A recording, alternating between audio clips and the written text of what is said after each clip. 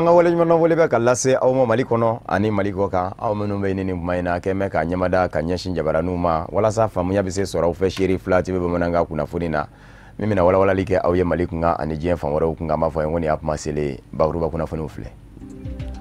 Laada do san o san Mali silama diinɛ ɲɛmaaw ka fara ɲɔgɔn kan jɛkuluba groupement des leaders spirituels musulmans du Mali ma ɲɛma silamaya dɛmɛtɔ Ansaru ɲɛjɛyɔrɔ a Seyida Sherif Usman Madani Haidara bi Sunakari labɛn silamaw ye Bangoni Janginɛbugu la Sherifula min bɛ se ka to sun bɛ se ka tigɛ bonya ani karama ni ɲaɲani ni nisɔndiya kɔnɔ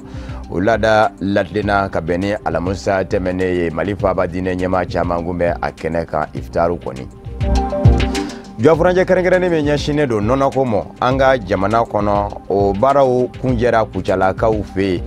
Jɔfuranjɛ in kɔnɔ an bɛ aw ladɔnniya k'a fɔ min ye nɔnɔko ye a bɛ bayɛlɛma siraw minnu fɛ ka se ka nafa sɔrɔ a la olu caman bɔra nɔnɔ baarakɛbaw fɛ ka fara an ka jamana a ma ɲɛmaaw kan ani jɛkulu min ɲɛsin bɛ nɔnɔ baara mɔ ni u ye fɛnnalɛ ye bamanankan kunnafoni nafabaw ye ninnu de minnu ni sɔnni walawalali bɛ kɛ aw ye u kunkan aw dangana.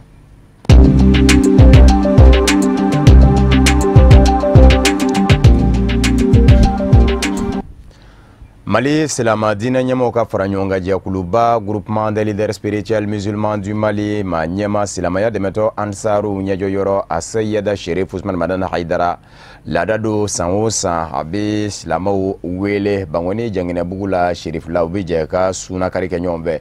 u k'a ma ko iftaru o laada timɛna ka bɛn ni Alamusa tɛmɛnen ye min ye Mali faaba a diinɛ ɲɛmaa caman ye olu kun bɛ kɛnɛ ka silamaw jɛra ka suntigɛ kɛ ɲɔgɔn fɛ bonya ani karama ni nisɔndiya ni ɲaɲani kɔnɔ ka se ka min ye sunkalo yɛrɛ ye barajiw minnu bɛ a la diinɛ ɲɛmaa bɛ diinɛ ɲɛmaa la olu yɛrɛ y'u da don o la jango maa k'i ma ɲɔ yɛrɛ wele ka sunakari jɔ a ye wali kelen ka fa yɛrɛ baraji min bɛ o la diinɛ ɲɛmaaw da donna olu bɛɛ lajɛlen la ka laban ka bonyamasegin kɛ ka ɲɛsin bani mɔ an ka maa minnu kun bɛ a kɛnɛ ka Sheri Fila TV jabarani tɔgɔ la o ye Ustaz Mokhtar Bagayogo n'a ka jatala Fuseni Keyita a bɛ lase maa min fɛ kumakanko t'a fɛ a fɛ Usmani Zogo de don. Ka kɛ ni alisilamɛya diinɛ ka laɲiniw ye ka bɛn ni sunkalo kalo hɔrɔmaba in ye n'o ye ka ba don hinɛ ani ɲɔgɔn dɛmɛ la o de kadara kɔnɔ alisilamɛya dɛmɛtɔ Ansaru kungilenna ani groupement des leaders spirituels musulmans du Mali ma ɲɛma a Seyida Sherif Usman Madani Haidara a ka wele bila alisilamɛw ma ka bɛn ni Alamusa tɛmɛnen u ka fara ɲɔgɔn kan ka sun tigɛ i n'a fɔ laadala a bɛ k'a fɛ tɔgɔya min na a kɛra kɛnɛ diinɛ ɲɛmaa minnu fana bɛ an ka jamana faaba kɔnɔ u kana fara karamɔgɔ kan a ka nin wale ɲuman in na. Kira ka kuma don maa o maa n'i ye mumini kelen sun tigɛ k'a kɔnɔ fa ko tɛ k'a sun tigɛ dama n'o ye hali tamaru den kelen walima tamaru cɛfɛrɛn a tigi ye sara min sɔrɔ sun na i b'o ɲɔgɔnna sɔrɔ mɔgɔ min ye mɔgɔw lafa dun k'a ta duguma fɔ sanfɛ an karamɔgɔ Usman Sherif Madani Haidara a y'a bɛɛ lajɛlen lafa wulada na an b'a dɔn a kɛbaga y'a kɛ fana an b'a ɲini Ala fɛ hali bi Ala ka hɛrɛ k'a n'a ye Ala k'a n'a kunnaja an bɛ tila ka wele min da mɔgɔw ye toujours o ye an karamɔgɔ ka nin hakilina ninnu an ka an janto nin na ka mɔgɔw wele ka taa ni ɲɔgɔnna ma ni nin bɛ yɔrɔ o yɔrɔ Ala ka hinɛ bɛ yen fara ɲɔgɔn kan bɛ yɔrɔ o yɔrɔ Ala kira yɛrɛ ko ten ko yadullah ma'al jamaa ko Ala bolo bɛ jama fɛ donc o la karamɔgɔ ye nin min kɛ an b'a ɲini diinɛ ɲɛmɔgɔ bɛɛ lajɛlen fɛ bɛɛ k'i hakili to nin n'a ɲɔgɔnna na n'a ma dɔ fara diinɛ ka ɲɛtaga la a tɛ bɔ a la dɔ bɔ a la fiyewu. A Seyida Sherif Usman Madani Haidara a yɛrɛ ye a jira a ka kɔrɔfɔw la ko ni kɔrɔ bɛ nin baara in na a bɛ alakiraba kisi ni nɛɛmaba ye o ka suna de kofɔ ani ka laban ka wele ɲɛsin alisilamɛ bɛɛ ma ni Ala y'a se nɔgɔya minnu ye a bɛ ɲini u fɛ nin sunkalo hɔrɔmaba in kɔnɔ u ka nin ɲɔgɔn si baara ɲumanw de caya. Bon n'a bɛ fɛn yira a bɛ alakira sallallahu alaihi wasallam a ka suna labato sira de yira parce que kira ye a fɔ ni maa min ye mɔgɔ kelen sun tigɛ baraji min fɔr'o la hadisaw la ani asaruw la o ye fɛn min ka bon kosɛbɛ mana min fɔlɔ ɲininen don silamɛ fɛ o de ye ni seni min b'i ye k'i balima silamɛw nisɔndiya bon a bɛ wajibiya silamɛ ɲuman bɛɛ kan sunkalo kɔnɔ na Ala ye hali mɔgɔ kelen ka suntigɛ nɔgɔ ye i k'o d'o ma k'i jigi da o baraji ka Ala bolo o de kama an y'an balimaw wele ka na an ka jɛ mini min sɔrɔla an k'an suntigɛ ɲɔgɔn fɛ o la o de kɛra bi an fɛ Ala sago i sago. Bon n y'a f'i ye cogo min na alakira y'an su ka kɛ nin de kan sallallahu alaihi wasallam madama ni bɛ an farikolo la madama an bɛ se ka mɔgɔ kelen sun tigɛ sariya b'a ɲini an fɛ an k'o de kɛ ka o jira silamɛw la alors k'o yira Ala yɛrɛ la jɔyɔrɔ ɲini kama ala fɛ lahara diɲɛ na ya silamɛw nisɔndiyali kama ani silamɛ fandanw ladonni kama ani ka hinɛw la ala sago sago. An b'aw ladɔnniya ka fara ɲɔgɔn kan ka sun tigɛ ani ka seli ɲɔgɔn fɛ. O ye sababu belebele dɔ ye alisilamɛya diinɛ kɔnɔ ka silamɛw sinsin ɲɔgɔn dɛmɛ kan. Association Alimatu Sahadiya tondo to min gɛmɛ k'i ɲamada an ba Ayidara Alima Dagamaisa tanti Alima mɔ ka sabu kɛ a ka kɛwalew ye ka ɲɛsin dɛsɛbaatɔw ma maa minnu bɛ yen nɔ ni dali masa ma a dɔw bɛ nɔgɔya olu ye ka dɛmɛ ta ka olu sɛgɛrɛ a b'o ɲumanya min kɛ tɔn in gɛmɛ k'i ɲamada o de mɔ o de kosɔn ka bɛn ni nin sunkaloba in ye o tɛmɛnen kɔfɛ sunkaloba min tile 15 fɛnɛ bɛ bɛn ni kira fɔlɔ ni kira laban mɔden Imam Hasani ka bangeni ye ni o kan ka ɲɛnamaya ka bɛn ni sunkalo tile 15 ye baara dɔw de boloda bɛ tɔn in fɛ an bɛ aw ladɔnniya k'a fɔ wulikajɔ kɛlen kɔfɛ ni ka se pouponnière la denw ladamu yɔrɔ ani u lasago yɔrɔ la denw minnu mansaw banna u la association Alimatu Sahadiya tɔndenw ye wulikajɔ kɛ ka bɛn ni araba tɛmɛnen ye ka Seri Fila TV jabarani magwɛn ni sunakari ye ani u ka jɛ ka sunakari kɛ ɲɔgɔn fɛ Seri Fila TV a ma ɲɛmaw caman kun bɛ kɛnɛ ka kɛrɛnkɛrɛnnen ɲɛna Mali silamadinɛ ɲɛmaw ka fara ɲɔgɔn kan jɛkuluba groupement des leaders spirituels musulmans du Mali ma ɲɛma silamaya dɛmɛtɔ ansaru ɲɛjɛyɔrɔ a Seyɛd Sherif Usman Madan Hayidara o denmuso a Seyidat Hayidara makɔrɔba Hayidara ale yɛrɛ fɛnɛ kun bɛ kɛnɛ ka Seri Fila TV la sun tigɛra ɲɔgɔn fɛ an ka maa minnu sera ka fila sɔrɔ ka bɔ an ka dunanw ɲɔrɔ o ye Sajo Sidibe a n'a ka jatala Mohamed Sidibe. Hasan okumu kɔnɔna na komi sunkalo ye hinɛ kalo ye makari kalo de komi an karamɔgɔ ni an fa ana an mɔkɛ y'a fɔ an ɲɛna cogo min na n'o ye Sherif Usman Madan Hayidara ye ko silamɛ ka bɔ i ka so ko ka taa silamɛ ɲɔgɔn ziyara o ye hinɛba de surtout a kɛlen bɛ hinɛ kalo la ka tila ka bɛn ni Hasan bangeni bi kɔni an ba n'o ye Madame Hayidara tanti Halimatu Dagamaisa ye donc ale ka association mɔgɔw ka fara a yɛrɛ ka dusukun ɲumanya n'a ka dusukun jɛlenya kan k'an ka na bin ko ka na bonya sigi télé kɔnɔna na an ka jɛ an ka sun tigɛ ɲɔgɔn fɛ an bɛ ala deli san caman ala k'o yira an n'an karamɔgɔ la. La vraiment an nisɔndiyara ni waleya in kɛli ye an tanti fɛ an ba fɛ n'o ye tanti Alima ye ka na an sun tigɛ ani télé baarakɛla bɛɛ lajɛlen vraiment nin ye nisɔndiyaba de ye nin b'a yira an fɛnɛ na k'a fɔ ko ja ko maa dɔw ɲɛ bɛ an na u fɛnɛ an ka jan ɲɔgɔn na mais an dusukunw bɛ ɲɔgɔn fɛ donc nin waleya in b'o yira an na k'a fɔ vraiment ko kan mɔgɔw ja u bɛ hamini an ye su ani tile donc vraiment a diyara an ye kosɛbɛ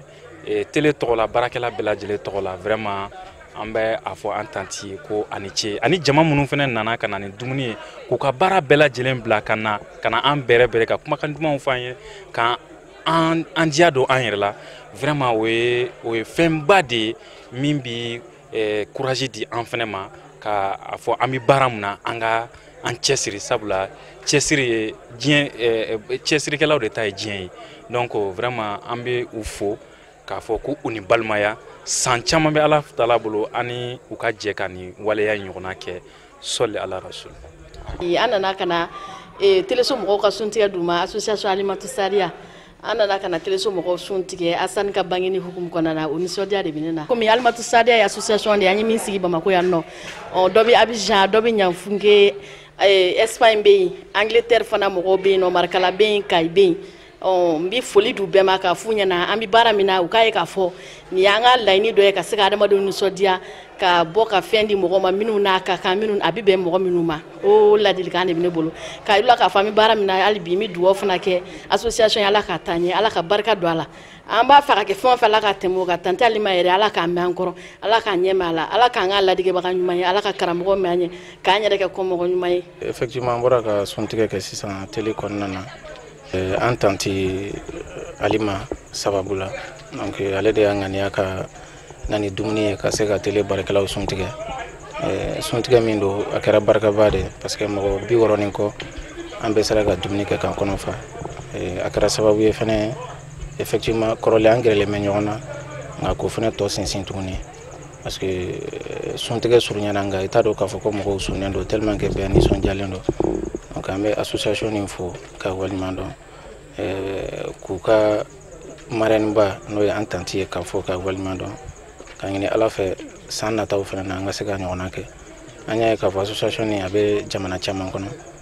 an bɛ ala deli a ka se ka se diɲɛ jamana bɛɛ kɔnɔ parce que a dabɔra dɛmɛ de kama a dabɔra silamɛya dɛmɛ de kama donc an b'u fo k'u waliɲuman dɔn a kɛ to ba ka seli la. Parti pour la restauration des valeurs du Mali PRVM faso ko sikɔrɔninkaw fɛ yen nɔ olu y'u ka laada fɛnɛ latilen baara in bɛ kɛ u fɛ kuma bɛɛ ka bonya walikele dɛmɛ k'o ta ka ɲɛsin muso cɛ sabatɔw ma dɛmɛ ye o tɛmɛnen kɔfɛ ka jɛ ka foroba sunakari kɛnɛ sigi sen kan o kɛra PRVM fasoko fɛ ntɛnɛndon juin kalo tile 5 fangaɲinijɛkulu ma ɲɛmaa caman kun bɛ a kɛnɛ kan Amadu Jalo Baba Keita olu kun bɛ Sherifila TV Jabarani tɔgɔ la. Sunkalo ye ala ka kalo kɛrɛnkɛrɛnnen sunkalo dabɔra ɲɔgɔn dɛmɛ kama ani ɲɔgɔn tɔbɔtɔ kama donc hakilina de ye a bila an kunna an balimamuso ninnu b'an cɛla n'an yɛrɛ b'a dɔn ko se t'u ye wagatiw ka gɛlɛn ma u dɔw cɛw fatulen don nka dɔw cɛw yɛrɛ balolen don mais se t'u ye donc an miirila olu de la ala y'an garisɛgɛ fɛn min na ka se k'o tila an n'olu ni ɲɔgɔn cɛ donc wulada na kɛnɛ in sigikun ye o de ye ani ka suntigɛ kɛrɛnkɛrɛnnen labɛn an n'an balimaw ni ɲɔgɔn cɛ an ka jɛ ka sun tigɛ ɲɔgɔn kan san kɔnɔ an jɛra ka sigiw kɛ an ye ko caman kɛ an ka nisɔndiya ɲɔgɔn kɔrɔ an ka tila ka yafa ɲɔgɔn ma ka dugawu kɛ ɲɔgɔn ye komi ala yɛrɛ b'a dɔn minnu nisɔndiyara ka yafa ɲɔgɔn ma ka dugawu kɛ ɲɔgɔn ye ala bɛ yafa olu fana ma ala ka dɛmɛ bɛ olu mɔgɔw fana ye. Nin diyara ye ni diɲɛ ko bɛɛ ye bala mɔgɔ min sera k'i ni denw balo a tigi ye ko b'a k'i ye an bɛ barika da ala ye ka barika da kira ye ka barika da fasoko mɔgɔw ye yarabi a mɔ bɛ min ɲini ala fɛ ala k'a nɔgɔya u ye u tɛ min fɛ ala fɛ ala kan'a nɔgɔya u ye san o san kɛnɛ ka nin kɛ. A nisɔndiya tɛ se ka fɔ ka taa dan na a diyara an ye a bonyana an ma kabini u ma taa ni miiri kɔnɔ u bɛ nin mara ɲɔgɔn kɛ ani anw yɛrɛ ɲɛ sanfɛ bi m'u bila la an bɛ foli kɛ ka barikada kɛ ala k'u ka ko in taa ɲɛ ala k'a taa ɲɛ ala k'a taa ɲɛ ala ka laɲiniw sabati. I n'a fɔ e m'an bila nin na komi politiki y'a sɔrɔ an bɛ nin sira in kan depuis an bɛ association na sunkalo o sunkalo an bɛ les femmes veuves an b'u wele ka se ka dɛmɛ k'u ma n'o ye muso cɛ sabatɔ ye an y'a nin daminɛ dɔrɔn depuis an bɛ association kɔnɔna na ala sɔnna an y'a san caman k'a la an ma se k'a dabila bon fɔ dɔ bɛɛ ka fara kan ka taa fɛ donc an ye maaba daba foyi kama ni hinɛ tɛ ka se ka waliɲuman dɔn dɔ fɛnɛ k'a yir'u la fɛnɛ bon muso minnu fɛnɛ sɛgɛnna nɔfɛ femme veuve n'olu an y'a se dɔrɔn k'u bɛɛ remercier sunkalo in fɛnɛ na an ma daba foyi kama n'o tɛ quoi.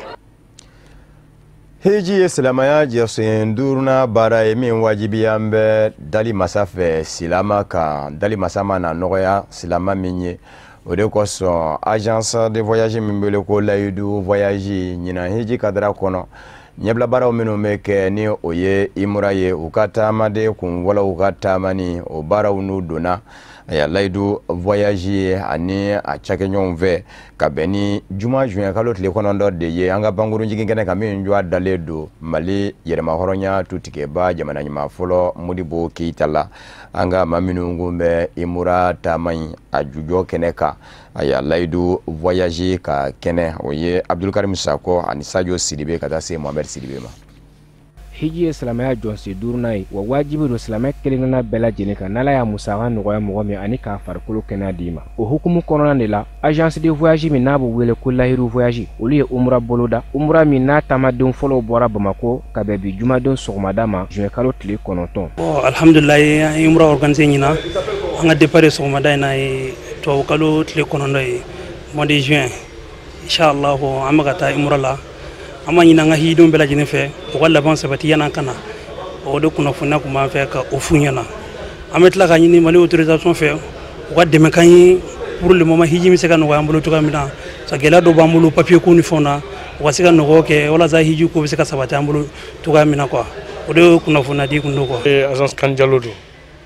an bɛ an faralen don ɲɔgɔn kan lahiru voyage de ye an ka groupe ɲɛmɔgɔ ye bon o de ye ɲɛmɔgɔba yɛrɛ baara in min an nana an farala ɲɔgɔn kan an bɛ ka taa an ka umradenw de bilasira an bɛ t'u bilasira patron yɛrɛ bɛ taa bi n'Ala sɔnna ma an nakun y'o de ye bon gɛlɛya minnu b'an kan bon hijidenw o ye to ka gɛlɛya dɔɔni dɔrɔn bon an kɔni vraiment gɛlɛya bɛɛ t'an kan gɛlɛya min b'an kan bɛɛ lajɛlen b'a kalama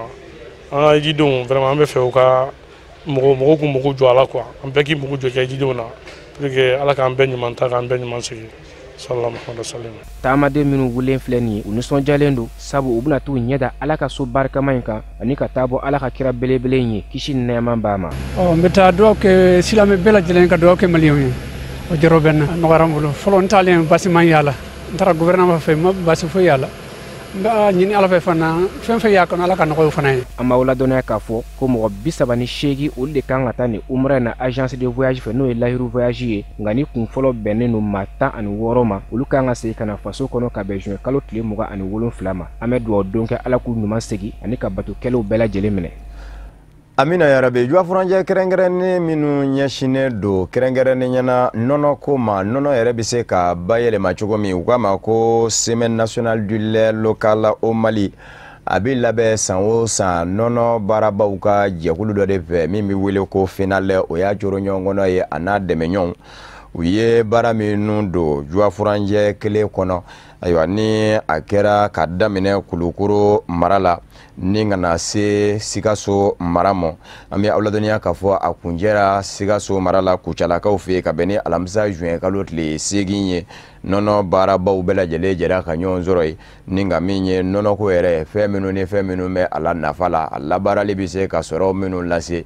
da donna olu la ka taa se nafaw minnu bɛ nɔnɔ yɛrɛ a matarafali la dumuni ko ta fan fɛ kɛnɛya kun ka da sera nin caman ma Kafunɛ Bacili n'a ka jatala Seydou Ɲare kun bɛ Sherifla TV Jabarani tɔgɔ la.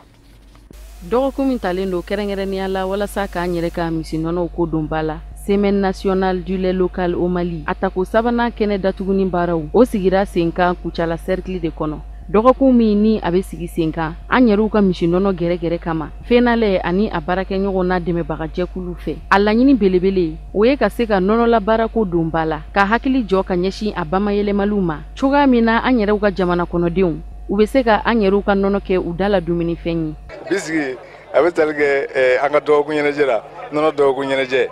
min ni an b'o ta ko sabanan na FENALER ka organisation kɔnɔ. N y'a fɔ sisan a tako fɔlɔ an y'a daminɛ Kayi région kɔnɔ Badengo tile 1 kɛra ye an nana Kulukoro région kɔnɔ Jatula kana tile 1 kɛ ye a tile sabanan o bɛ bɛn a dasɔgɔli ma a koronbo karili ma o de bɛ ka kɛ Kucala ya bi sigi bɛ o hukumu de kɔnɔ. Nɔnɔ baarakɛlaw ka nin fara ɲɔgɔn kan jɛkulu u n'u baarakɛɲɔgɔn bɛɛ lajɛlen u ye taama kɛ ka ɲɛsin Karangaso ma denmisɛnnin ladonyɔrɔ min bɛ Karangaso n'u ko a ma ko pouponnière dɔgɔkun in kadara kɔnɔna na denmisɛnnin fitinin maa 32 minnu bɛ olu bolo yen nɔ u taara dɛmɛɲɔgɔnya wale ta ka ɲɛsin yenkaw ma ni nɔnɔ caman dili ye. Donc vraiment an bɛ tako sabanan min na semaine tako sabanan min na FENALER ni CAP dɛmɛso baarakɛlaw fɛ a kɛra an bolo nimisi wasaba de mais min yɛrɛ kɛra nimisi wasa ni n'a dusu kɛyɛkɛyɔrɔ ye o kɛra an taara se falatɔniw marayɔrɔ bɛ mun na mun b'a taɲana depuis jiginyɔrɔw la wololayɔrɔ la donc olu cininiw bɛ masɛriw bolo minɛli la o masɛri min tun fana bɛɛ kan kɛ dolu jigi a kɔrɔ an ka jihadi mɔgɔw nana o ta ka taa n'o ye o bɛ wagatinin bɔ donc vraiment an taara bi ka taa nɔnɔ dɔɔni du la ŋaniya yira la san tɔw la Bamako a bɛ ciw ma de mais bi ni autorité n'a local bɛɛ taara gendarmerie polisi garde nationale commandant n'a ka délégation fédération nationale n'a ka délégation bɛɛ kɛ bɔ Bamako vraiment a kɛra koba ye Karangaso sigida la ani vraiment ni falatɔw ladonni yɔrɔ la. Sikaso marabolo kɛrɛnkɛrɛnnenya la Kucala a ma ɲɛma minnu sera ka kɛnɛ in lasɔrɔ u y'u ka nisɔndiyaw jira ka labanna ni ka foli kɛ ka ɲɛsin dɔgɔkun in sigili sen kan a hakilina ma. Ala latigɛ k'a fɔ o kana nin kɛnɛ in sigi yan n'o ye 13e édition ye nɔnɔ kɛnɛ région na o nana ka na kɛnɛ sabanan sigi an fɛ yan kɛnɛ sabanan sigi min ye nisɔndiya o kɛnɛ sabanan sigili b'a yira k'a fɔ an ka mɔgɔw o bɛ nɔnɔ ko sabatira sigida kɔnɔ. An nisɔndiyalenba de don ni ye 3e semaine nationale tako sabanan de ye donc an nisɔndiyalen don u ye cercle Kucala cercle ta ka da sababu caman kan vraiment an bɛ u fo o la u ye Kucala ta a nisɔndiya banna kosɛbɛ. Kɛnɛ in kan ladilikan dɔw farala ɲɔgɔn kan ni k'o kɛ théâtre ye k'o lase nabaga bɛɛ lajɛlen ma hakili falen falen baro kɛnɛ o fana sigira sen kan sanni ka baaraw datugu ni ka sɔrɔ ka labanna ka kanbɛ da bɛɛ lajɛlen ye dɔgɔkun in ta ko 4nan kɛnɛ kan san wɛrɛ. O de b'an sɛnsɛn ka se diɲɛ fan wɛrɛ kunnafoniw sɔrɔli ma Moritani jamana kɔnɔ jamana ɲɛma Ould Abdelaziz kun ye sariya sen minnu dajira wasabulon filaw la ni a kun ye a jira k'a fɔ a b'a fɛ yɛlɛma ka don jamana sariya sunba kɔnɔ furubakalata min kan ka o sɛmɛndiya ni o ye référendum ye kun bolondan kun bɛ k'o kɛ juillet kalo tile 15 nata ye nka yɛlɛma labana ka don o don in na ka sabu kɛ ko gɛlɛya dɔw bɛ a kala o de y'a to u ye a lajɛ ka bɔ a juwa kɔrɔ ka taa bila fɔ uti kalo tile 3 la kalata labɛnni jɛkulu commission électorale nationale indépendante CENI ma ɲɛma ye a jira k'a fɔ n'i y'a ye kalata in bɔra a juwa kɔrɔ ka kɛ uti kalo tile 3 ye o ye de Moritani yɛrɛ jamana kɔnɔ bi fundeni de barika de ka bon fundeni tile de bɛ sɛbɛkɔrɔ bɔ o kuma na min ye maaw ye u caman kɛ bɛ k'u sigiyɔrɔw bila ni ka nɛmama yɔrɔw de ɲini o kuma na uti kalo bɛ taa se kuma min na sa o b'a sɔrɔ min ye a ya lafiya ye o bina ka maaw lasɔrɔ sigiyɔrɔ caman na o de y'a to ko in n bilara uti kalo tile 3 la o tɛmɛnen kɔfɛ min ye kalata yɛrɛ sɛbɛ jateminɛni a y'a yɛlɛma dɔw kan ka kɛ kalata sɛbɛnba kɔnɔ révision de la liste électorale o baara kun daminɛna mai kalo tile 18 tɛmɛnen a y'a ko fɔ o baara fɛnɛ ka kuncɛ o kan ka kuncɛ ka bɛn ni juin kalo tile 27 o kumana n'o bɛɛ lajɛlen kɛra sa ko bɛɛ lajɛlen bɛ taa ɲɔgɔn sɔrɔ ka bɛn ni juillet uti kalo tile 3 ye o kumana ka furuba kalata in bolo da nka furuba kalata in yɛrɛ a kun ka kuma cayalen don bari sabu ka da ka jamana ɲɛma Ould Abdelaziz ye sariya sen minnu dajira wasabulon filaw la wasabulon fɔlɔ ni o ye assemblée nationale ye o ma ɲɛmaw kɔni maa fanba kɔni y'i bolo kɔrɔta ka bɔ jɛngɛmɛ ni a ye a ka kɛ nka kuma min na ni se kɛra ni a ye wasabulon filanan na ni o ye Sénat ye o maa fanba y'u bana minɛ ani kɛli cɛ a baara ta maa fanba yɛrɛ dun bɛɛ lajɛlen ye jamana ɲɛma Ould Abdelaziz nɔfɛmɔgɔw ye o de kosɔn bibi in na min ye sénateurs ye olu kɔni caman kɛmɛ ka jira k'a fɔ ani kɛli man kan bari sabu ka da ka yɛlɛma yɛrɛ de don ni sariya sen ninnu na jamana sariya sunba kɔnɔ ko sariya sunba yɛrɛ min bɛ yen bi k'a b'o sɔsɔ k'a kɛ kun dɛ an bɛ aw ladɔnniya k'a fɔ sariya sen dajiralenw jamana ɲɛmaa fɛ wasabulon kɔnɔ wasadenw na a dɔ bɛ tali kɛ fɛn min nka Sénat wasabulon ni o ye wasabulon filanan ye o bɛ feere mɛ pi ni nka o nana bila jɛkulu kɛ marabolo ɲɛmaayasow ye ni o ye conseil régionaux ye o tɛmɛnen kɔfɛ min ye médiateur de la république ye jamana tɔgɔla surunani donba o fɛnɛ ka yɔrɔ bɛ datugu o tɛmɛnen kɔfɛ min ye o conseil islamique ani o ye diinɛ ɲɛmaaw ka jɛkulu ye o fɛnɛ bɛ datugu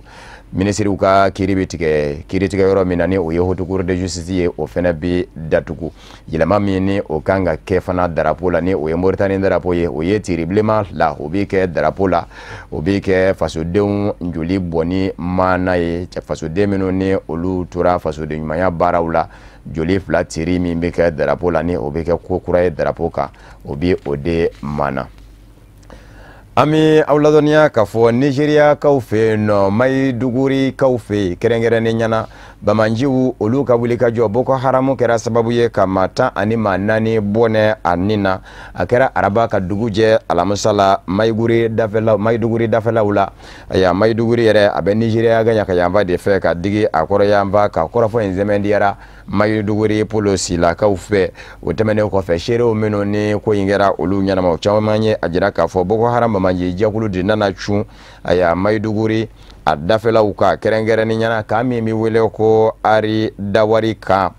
Maiduguri dafɛlaw la tuma min na ni u cunna yen nka u ye mugu dayɛlɛ ye o tɛmɛnen kɔfɛ ka bɔ yen labanna ka wulikajɔ kɛ ka se kan wɛrɛ ma ni o bɛ Kina kin min bɛ wele ko Jidari Polo Maidugurikaw fɛ yen ni ka mugu dayɛlɛ yen u sera ka bali ka don kan min na kɛrɛnkɛrɛnni ɲɛna kɔni o ye Jiwa kan de ye yen sɔrɔdasiw kɔni y'u bana minɛ u ni yen doli cɛ ni ka sɔrɔ k'u caca nka u ye maa 10 ani maa 4 kɔni bɔnɛ u ni na nka Yemi Osinbajo ni o ye Nigériyakaw ka jamana ɲɛmaa danga ye ale min bɛ jamana ɲɛmaa nɔ na bi Muhammadu Buhari ka sabu kɛ o taa mɛ furakɛli senfɛ Londres Angleterre faaba la Yemi Osinbajo ko in kɛra araba ka dugu jɛ alamisa la nka alamisa kelen o ma bali a ka taama kɛ ka ɲɛsin Borno ma ni o ye a ya kɔnɔ in yɛrɛ faaba ye ka taa hadamadenya dɛmɛ dɔ kɛ ka ɲɛsin maaw ma minnu ni Boko Haram Bamanji jɛkulu ka wulikajɔ kɛra sababu ye ka olu kɛ k'u sigiyɔrɔw bila.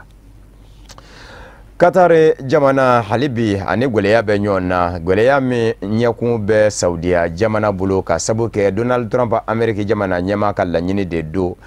min ye Iran jamana ye ani Qatar ni ɲɔgɔn cɛ jɛ duman ye o tɛ Donald Trump fɛ ko ye o tɛmɛnen kɔfɛ Saudiya yɛrɛ fɛnɛ ni Iran jamana tɛ o n'a ɲɔgɔnna jaba la Qatar jamana min ni Saudiya jamana kun bi jɛ ka kow kɛ ɲɔgɔn fɛ Donald Trump ye a jira k'a fɔ a ka kan bɛɛ lajɛlen ka Iran jamana kɛ dɛnkɛrɛfɛ jamana ye n'a ma ɲɛ ka bɔ Saudiya jamana kɔni b'a dɔn k'a fɔ ni Iran jamana kɔni tɛ ɲɔgɔn ɲɛ sira la sa a bilara maa min na o kɛra Qatar jamana de ye k'a lajɛ ko jamanatɔw minnu bɛ diɲɛ ɲɛfɛ ni lɛ ni olu kɔni bi ale de kɔni lɛ a y'a bɛɛ lajɛlen ka ale kɔni nɔ minɛ k'a lajɛ ka jɛɲɔgɔnya tigɛ u ni Qatar jamana ni ɲɔgɔn cɛ farafinna jamana kɔnɔ jamana fɔlɔ min y'a jira k'a fɔ a bɛ fara Saudiya jamana kan Misira jamana don Egypte jamana arabula kɔnɔ na ni o ye Moyen-Orient ye wali kelen les pays du Golfe a y'a min ye Émirats Arabes Unis Bahrain ka taa se Yemen ma olu fɛnɛ farala Saudiya jamana kan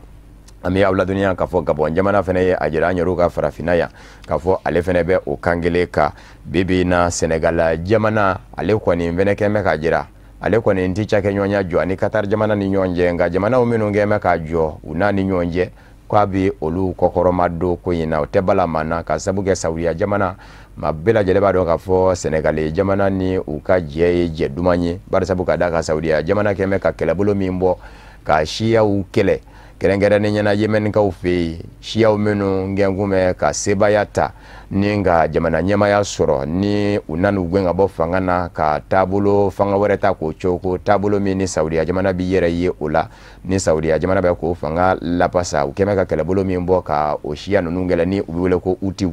aya Senegal jamana ye a ka kɛlɛcɛw bila ka taa dɛmɛ don Saudiya jamana ma o la o tumana a tɛ bala manna Senegal jamana kɔni ye fɛn min kɛ ko in na a ka lasigiden min bɛ Qatar faaba la Doha a ye o wele ka na a dalaka lamɛn o fɛnɛ bɛ gwɛlɛya dɔ de fɔ bawo a kɛ man di n'i y'a mɛn jamanaw ni ɲɔgɔn cɛ ko dɔ y'a ka lasigiden kɔni wele a bɛ gwɛlɛya de fɔ fila fila bɛ fɔ ɲɔgɔn ye jamana ɲɛmaa ni lasigiden fɛ a bɛ laban ka segin ka taa nka a kɔni ti ja kɔni fɔ an bɛ aw ladɔnniya k'a fɔ Mauritanie jamana fɛnɛ ye a jira k'a fɔ a fɛnɛ bɛ cakɛɲɔgɔnya jɔ ani Qatar jamana ni ɲɔgɔn cɛ a y'a fɔ ka taa se jamana wɛrɛw ma i n'a fɔ Djibouti o fɛnɛ y'a ka lasigiden wele nka Sudan jamana ni Somali jamana kɔni y'a jira lɛni olu tɛ fara maa kan ka maa kɛlɛ olu ka laɲini ye fɛn min ye kɔnɔ in yɛrɛ bɛ se ka basigi cogo min ni o ye Golfe kɔnɔna ye o ye olu ka laɲini ye an bɛ aw ladɔnniya k'a fɔ Donald Trump a ka Saudiya jamana taama senfɛ o de nana ni nin bɛɛ lajɛlen ye bari sabu ka da k'a kun y'a jira a don k'a fɔ Qatar bɛ jɛ min na Iran jamana fɛ k'a fɛ ko tɛ an bɛ aw ladɔnniya k'a fɔ Faransikaw ka jamana ɲɛmaa kura ni o ye Emmanuel Macron ye a bɛna farafinna jamana ɲɛmaa fɔlɔw minnu bisimila jamana ɲɛmaaya dagayɔrɔ la Élysée Faransi faaba la Paris a fɔlɔ ye Kolobarikaw ka jamana ɲɛmaa Alassane Dramane Ouattara ye filanan ye Senegalikaw ka jamana ɲɛmaa Macky Sall ye kunnafoniw ye a jira k'a fɔ min ye Alassane Dramane Ouattara ye a bɛ bisimila Emmanuel Macron fɛ a y'a ka bɛnni kɛrɛnkɛrɛnnen ɲɛna a y'a juin kalo tile 11 dimanche ye a y'a o tɛmɛnen kɔfɛ ani Senegalikaw ka jamana ɲɛmaa Macky Sall fɛnɛ a bɛ o bisimila o dugujɛ ni o ye ntɛnɛn ye ni ka sɔrɔ ka pankuru ta k'i kunda Maroc jamana ni Algérie jamana kan ani Alassane Dramane Ouattara ni ɲɔgɔn cɛ kuma ɲɔgɔnya fanba bɛ boli fɛn minnu kan lasigidenzo ka fɔ la lasigidenzo min bɛ Côte faaba la Abidjan Faransi jamana tɔgɔ la o ye cakɛɲɔgɔnya minnu bɛ jamana filaw ni ɲɔgɔn cɛ kɛrɛnkɛrɛnnen ɲɛna terrain ko dɔ baara bolo dalen don Abidjan Côte faaba la u ka terrain ma ko terrain urbain d'Abidjan aya o terrain baara min bolo dalen don a marché a bɛ jɛkulu dɔw de bolo kɛnyɛrɛ jɛkulu do minnu fara bɛ ɲɔgɔn kan Faransi kɛnyɛrɛ ye cakɛda dɔ bɛ o jɛkulu ninnu na u k'a ma ko Bouygues aya min ye François Hollande ka denmisɛnnin min na ni filɛ nin ye jamana ɲɛmaaya la bi ni o ye Emmanuel Macron ye a bɛna lajɛ ka baara in a bɛ se ka senateliya cogo min bawo euro wari miliyari 1 ani miliyɔn 500 a musaka bɛ bɛn o de ma o kumana a marché a ka se ka teliya o de ye Emmanuel Macron fɛ k'o ye kuma ɲɔgɔnya bɛna kɛ o ka Kolowari maa ɲɛmaaw fɛnɛ mago jɔ bɛ nafolo mugu yɛrɛ de fɛnɛ na bari sabu ka d'a ka sɔrɔ fiɲɛ y'an bɛ bi ka sabu kɛ chocolat lasulu kakao o jiri min ni o bɛ sɔrɔ Kolobarikaw fɛ yen ka diɲɛ lasɔrɔ o sɔngɔ bin bɛ diɲɛ sulegɛnna ni sugubaw la o kumana min ye Kolowari maa ɲɛmaaw ye o bɛɛ ka dɔnɔ ɲini an bɛ aw ladɔnniya k'a fɔ ani Macky Sall ni ɲɔgɔn cɛ kuma ɲɔgɔnya a yɛrɛ de ye a laɲini min bɛ se ka to ani Macky Sall bɛ ɲɔgɔn ye ka sabu kɛ o bɛ taamana ka ban nazarala jamanaw kɔnɔ ani Macky Sall fɛnɛ ni ɲɔgɔn cɛ kuma ɲɔgɔnya bɛna boli fɛn min kan o ye terrain ko dɔ fɛnɛ baara bolo dalen don Senegal faaba la Dakaru jamana filaw ni ɲɔgɔn cɛ min bɛ bɔ Senegal faaba yɛrɛ a camancɛ la ka pankurun jigi kɛnɛ lasɔrɔ o terrain o baaraw min ni o kan ka kɛ o la fan filaw bɛna jɛ ka kuma o fɛnɛ na. O de fana bɛ dansigi bamanankan kunnafoni na min farala ɲɔgɔn kan ka lase aw ma kunnafoni diso ɲɛmayaso fɛ ka bɛn ni nin kuma in ye ka wale ɲuman dɔnbɔli kɛ ka lase aw ma Mali kɔnɔ ani Mali kɔ kan aw minnu kɛ kun bɛ ka ɲɛmada ka ɲɛsin jabaraniw ma walasa faamuya bɛ se sɔrɔ aw fɛ Seri Fila TV bamanankan kunnafoni na laseli wɛrɛ aw ni maa min bɛ ɲɔgɔn sɔrɔ ka fɔ ne Bajili don yan'o caya kan bɛɛ diɲɛ waati wɛrɛ n'Ala sɔnn'a ma.